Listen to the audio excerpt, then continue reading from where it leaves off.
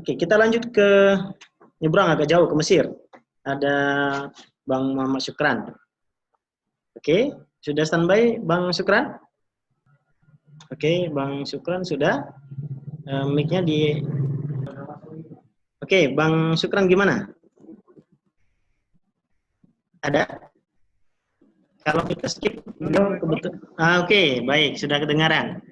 Bang Syukran gimana? Tapi Bang, sinyalnya agak buruk dikit, maaf. Oh iya, nggak apa-apa, nggak apa-apa. Oke, silakan, Bang Syukran. Oke, Assalamualaikum warahmatullahi wabarakatuh. Salam sejahtera untuk kita semua. Tiap-tiap pengamat daripada pandemi yang sedang kita hadapi ini. Ya mungkin salam juga dari saya pribadi untuk guru-guru saya yang sudah berbicara sebelumnya tentang pembahasan kita kali ini, dan mungkin guru-guru saya juga yang nanti akan berbicara setelah saya pribadi ya. Dari saya pribadi, saya sekitar 8.000-an mahasiswa Indonesia dari Mesir. Jadi di awal mungkin agak sedikit flashback di pertengahan, kita tahu sendiri bahwasanya wabah daripada COVID-19 ini muncul di akhir daripada bulan November di Wuhan. Sedangkan di Mesir lagi sedang giat-giatnya kenaikan ekonomi dari segi siyah, yaitu travel dan pariwisata yang ada di Mesir. Jadi turis itu banyak yang datang ke Mesir, bahkan kebanyakan itu dari Asia, khususnya itu Cina dan daerah-daerah Asia yang dominannya itu dinaungi orang-orang yang memiliki musim libur di waktu akhir-akhir tahun, ya. Jadi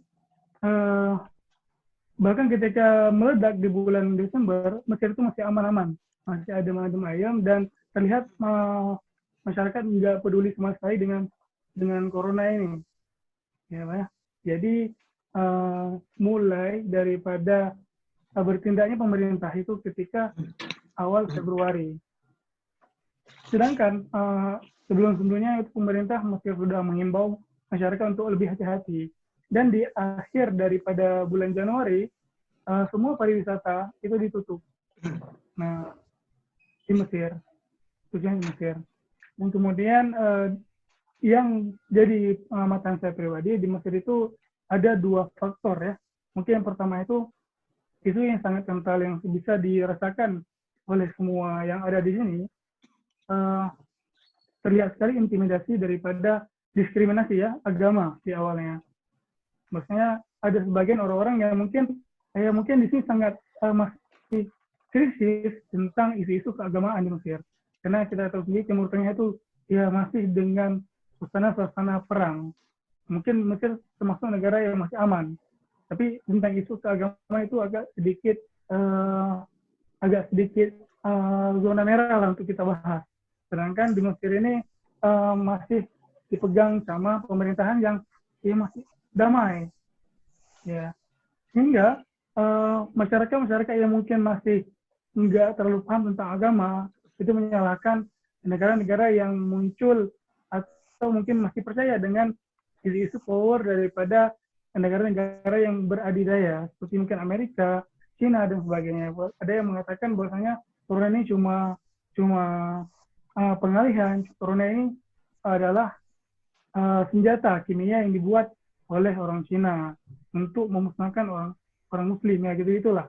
Sehingga terjadi hampir beberapa masyarakat yang mungkin terlihat dan mengimani ya pendapat ini. Nah, sehingga di Februari bahkan ada di Mesir itu punya lembaga fatwa yang namanya Darul Ifta, yang mulai dari bulan 12 itu sudah mulai menyebarkan update-updatean dan fatwa-fatwa tentang wabah corona dan juga wabah yang pernah terjadi di muka bumi ini. Bahkan ini semua masyarakat Mesir itu menjadikan Darul Ifta itu sebagai rujukan keagamaan semuanya. Bahkan ada beberapa fatwa yang mungkin itu bersifat umum, tidak mesti kepada Muslim saja.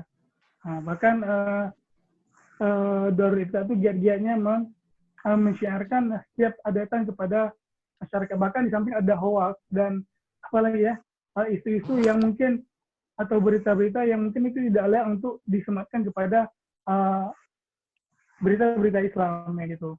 Sehingga peran daripada Darus Syifaa ini bukan cuma sebagai virus corona, tapi virus daripada informasi yang ada di Mesir ini juga mereka mengantisipasi.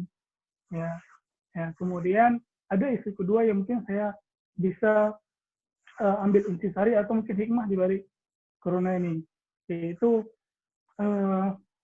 mungkin dulu kita pernah menjalani namanya konflik peperangan. Mungkin di Indonesia pernah, itu mungkin di Aceh pernah mengalami konflik perang, dan di Timur Tengah juga pernah. Jadi dengan adanya fatwa dan kita juga selaku mungkin Muslim, ya, dengan adanya krisis atau mungkin konflik, pemberlakuan syariat dan apa namanya ibadah selama konflik akan di ruang lingkupnya akan dikecilkan. Begitu juga dengan misalnya untuk sholat jamaah itu ketika di masa konflik lebih dianjurkan di dalam rumah. Seperti itu juga ketika masa wabah corona ini, mungkin Darul Ifta itu lebih ligat ya. Jadi perang dengan wabah penyakit itu hampir sama. Sehingga keluar fatwa bahwasanya untuk keselamatan manusia itu sangat diperhatikan.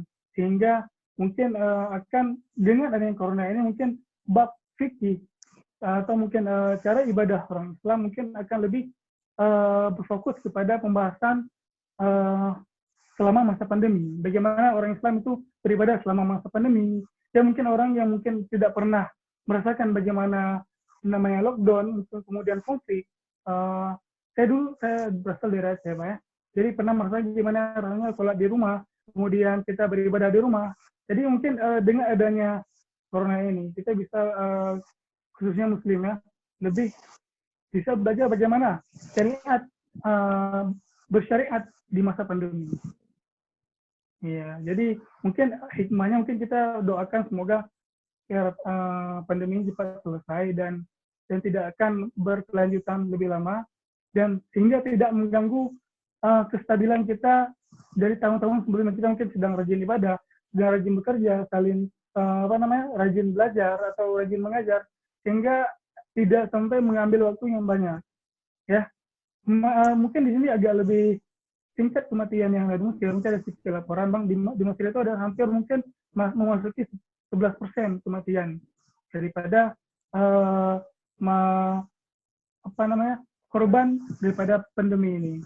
Bahkan kemarin pagi itu dokter dari beberapa rumah sakit itu meninggal dengan jumlah 12 dokter. Dan itu sangat menjadi bahan perbincangan di sini. Kemudian ada beberapa catatan dari saya, kasus baru itu yang hari ini ada sekitar 359, kemudian yang sembuh kemarin itu ada 173, yang meninggal hari ini ada 21 orang, dengan kasus jumlah total kasus ada 11.228, dan yang sembuh 2.799, dan yang meninggal total keseluruhannya mencapai 592 orang di Mesir. Ya, jadi mungkin khusus di mahasiswa Indonesia di sini ada sedikit beberapa bantuan juga dan perhatian dari KBRI Indonesia. Ya, mungkin selaku perwakilan Indonesia yang di sini mungkin ikut membantu kami ya dari sini dari segi sembako dan beberapa bantuan lainnya seperti obat-obatan dan masker gitu.